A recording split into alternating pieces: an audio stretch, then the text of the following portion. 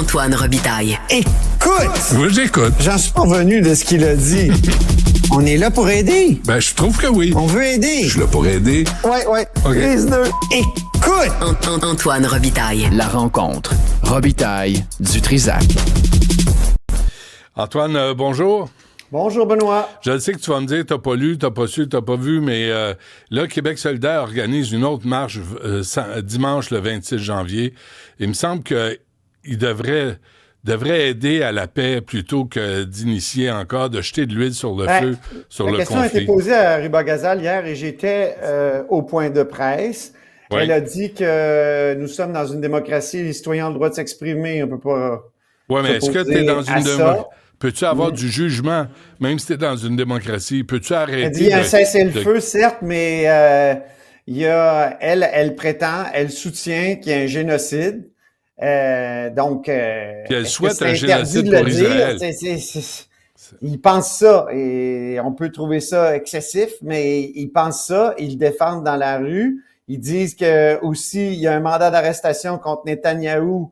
Ils disent il faut donc défendre cette idée-là que la Cour internationale. Non, excuse-moi, Antoine, est-ce que c'est ça, c'est là-dessus. Écoute, je te donne sa réponse. J'étais non, mais là. vous autres, quand vous entendez ça, là, y a-tu quelqu'un qui va dire à Ruba Gazal, excusez-moi là, mais le 6 octobre, il n'y en avait pas. Le 7 octobre, le Hamas a attaqué des citoyens désarmés qui étaient dans un festival de musique. Les a violés, se sont filmés en violant des femmes, en tuant des gens. Puis Ruba Gazal, elle parle jamais de ça. Elle a quand même dénoncé, là. Du bout des lèvres. Du bout des lèvres. Mais elle l'a fait, puis compte tenu de sa base électorale, compte tenu de ses origines, je peux comprendre que ça soit difficile de quand même, aller dans le sens complètement inverse et de pas québécoise? Elle n'est pas québécoise, Ruba Gazal? D'origine, j'ai bien dit l'origine. Elle est québécoise, mais d'origine palestinienne, libanaise. Oui, elle devrait peut-être s'occuper de ce qui se passe au Québec, parce que son salaire vient des gens du Québec. Puis si elle veut s'occuper de la Palestine, de Gaza... Elle a aussi le droit de manifester. Ben pas en tant que parti qui est payé par les citoyens québécois. Mais là, tu peux pas interdire aux gens de manifester pour... Sais-tu quoi? On devrait interdire ces idées-là qu'Israël est allé trop loin, qu'Israël, selon eux, commet un génocide. J'ai pas dit moi, je trouve que j'en connais pas assez pour affirmer cela. Mais on l'a vu quand même, la dévastation de Gaza. Oui, il y a un cessez-le-feu. Il y a un cessez-le-feu. Qu'est-ce qu'elle veut? Tu as vu l'état de Gaza actuellement? Ben oui, mais as-tu vu... tu sais, c'est difficile aussi de prendre complètement position là-dedans. Ces gens-là, ils défendent au Parlement et au Québec. Mais peux-tu avoir un peu de jugement, puis peut-être attendre de voir comment ça se règle? Peut-être souhaiter la paix au lieu d'inciter les gens encore à manifester contre un pays démocratique. Selon eux, je vais reprendre les mots de Ruba Gazal, la situation n'est pas finie. Hein? On nous dit qu'après le cessez-le-feu, est-ce que ça va tenir? Est-ce qu'il y a un mandat d'arrêt international contre Netanyahou? Moi, je te dis, là, je défends pas cette position-là, mais je trouve que c'est légitime de vouloir la défendre au Québec. Pas sûr. Elle importe des problèmes qui ne nous appartiennent pas. Elle importe ça ici, puis là, tu as Montreal for Palestine qui écœure les étudiants juifs.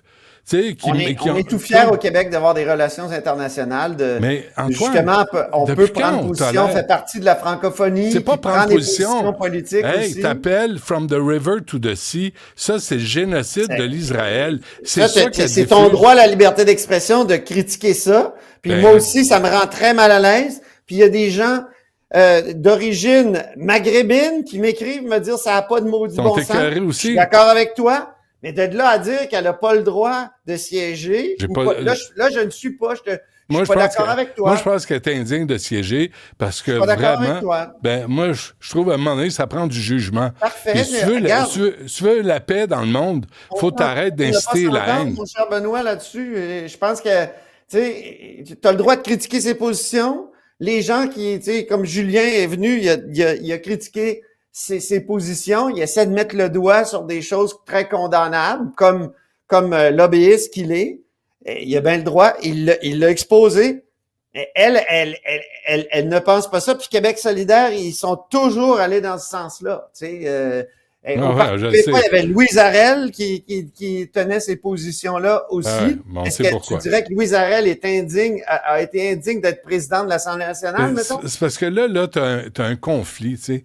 Il y a un conflit, puis il y a eu 500 manifestations à Montréal, puis on se fait chier, puis nous, on paye pour ça, sans arrêt. Puis cet argent-là, ben, il va pas chez les itinérants, il va pas dans la santé, il va pas à l'éducation, il va à la sûreté publique, à la sécurité publique. Puis il me semble que c'est plus le temps.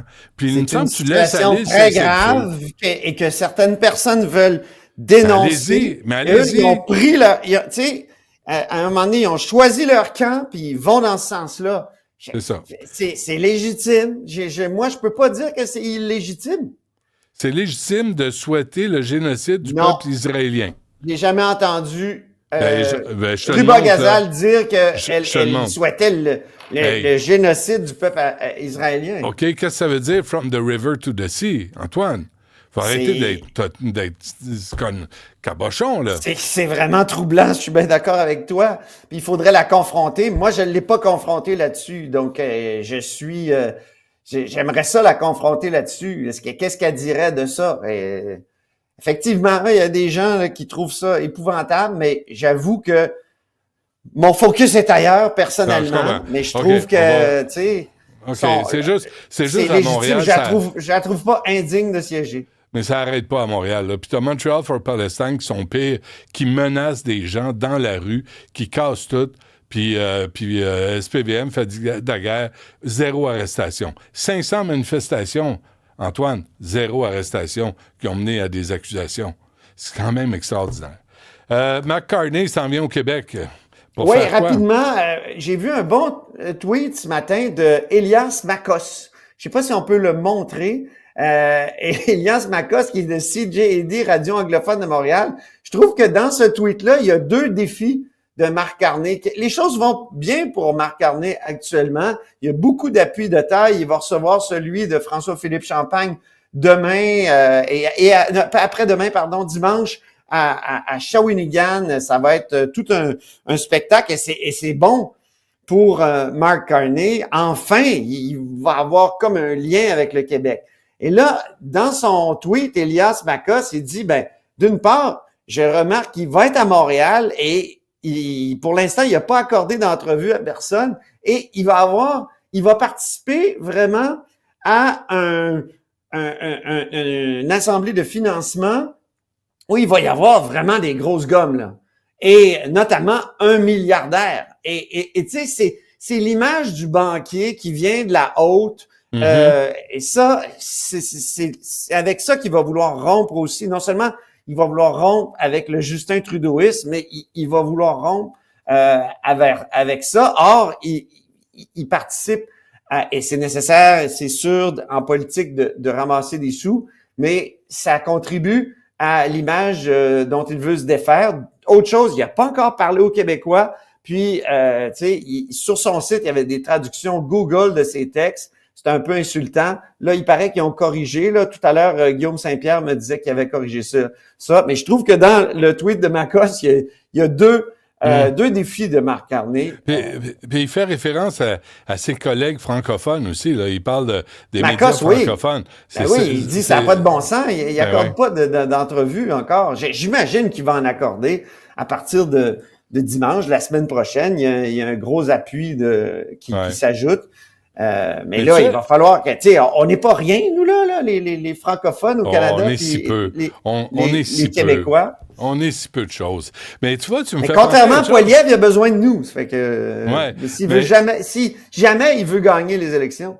Mais t'as dit quelque chose, Antoine, là. Je pense que le Parti libéral du Québec du Canada devrait y penser.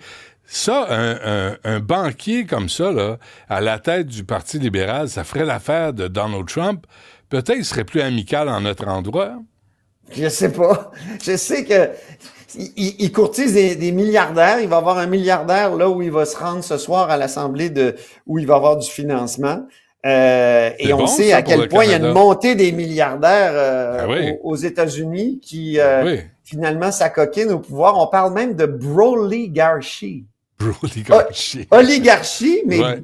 hein, il y a une fraternité. sociologue dont j'oublie le nom, là, je l'ai vu là, parce qu'on voit tellement d'affaires, puis on écoute. Oh. Mais le mot est intéressant, broligarchie. Ouais. C'est des Comme potes. comme une bromance. Oui, c'est ça. C'est Ouais. des potes, puis c'est comme un beau mot valise entre bromance et oligarchie. On est là-dedans. Bon, tu veux revenir sur Québec solidaire, là. Moi, j'avais arrêté, là. Oui, mais moi, je veux pas parler de ce dont tu parles. Moi, je veux parler de la mutation de la gauche.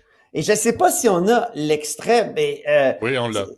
On l'a l'extrait parfait. Ouais. Parce que j'ai posé la question hier. Moi, j'écoutais Donald Trump qui disait faut réindustrialiser les États-Unis. Il faut que ça devienne une puissance manufacturière de nouveau.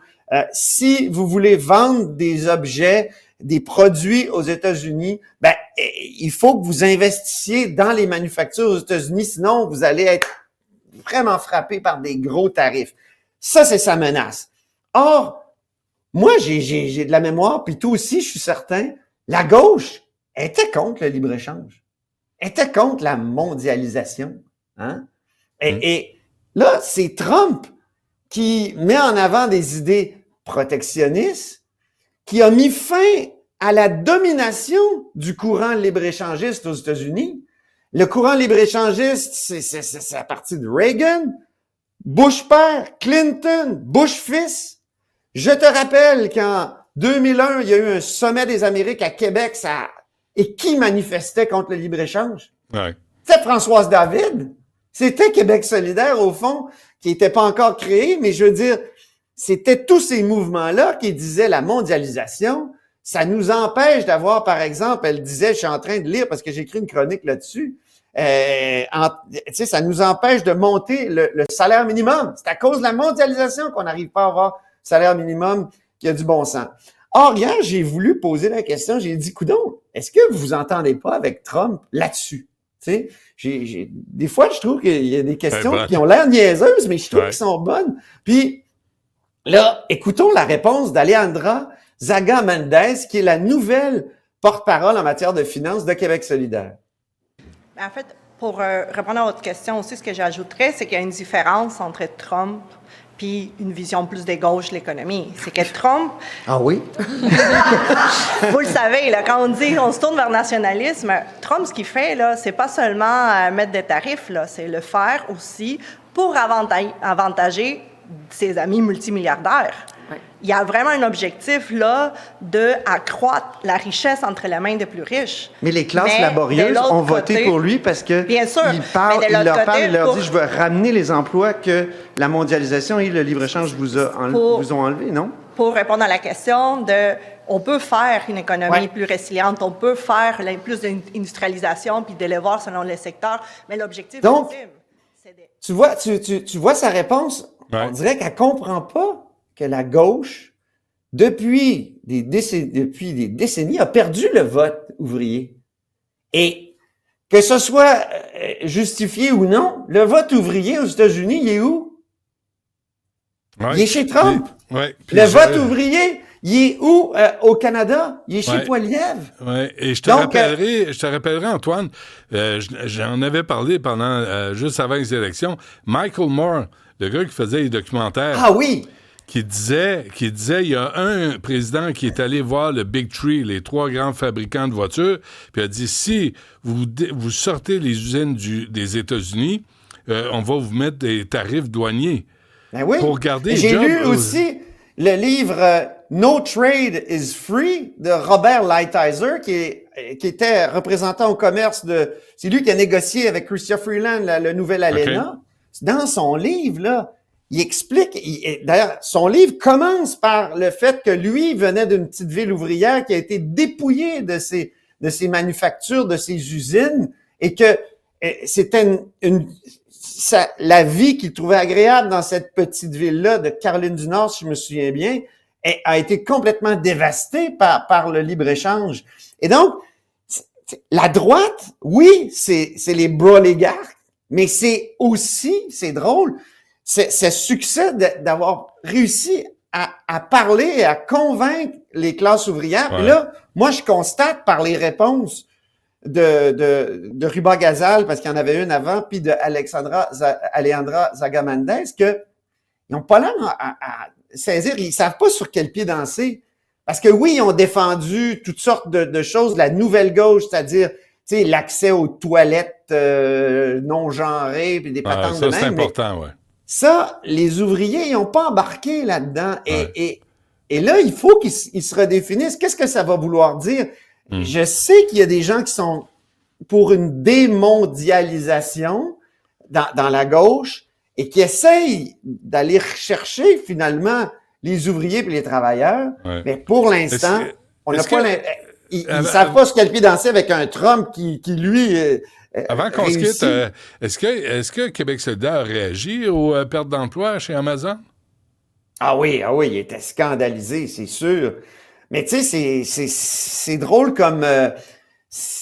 ils ont plus le monopole de ce discours-là parce que, tu sais... Des travailleurs. On a entendu François-Philippe Champagne à Ottawa, puis on a entendu la CAQ à Québec dire qu'il faudrait justement couper avec peut-être avec Amazon, avec ces... Donc, il y a quelque chose qui change, il y a des plaques tectoniques qui sont en train de changer et je pense que la gauche doit définir quelque chose comme un nouveau discours pour aller rechercher ce qu'ils appelaient à l'époque les classes laborieuses. Ah oui, c'est nous, ça. Parfait. Merci, Antoine. On se reparle lundi. Salut.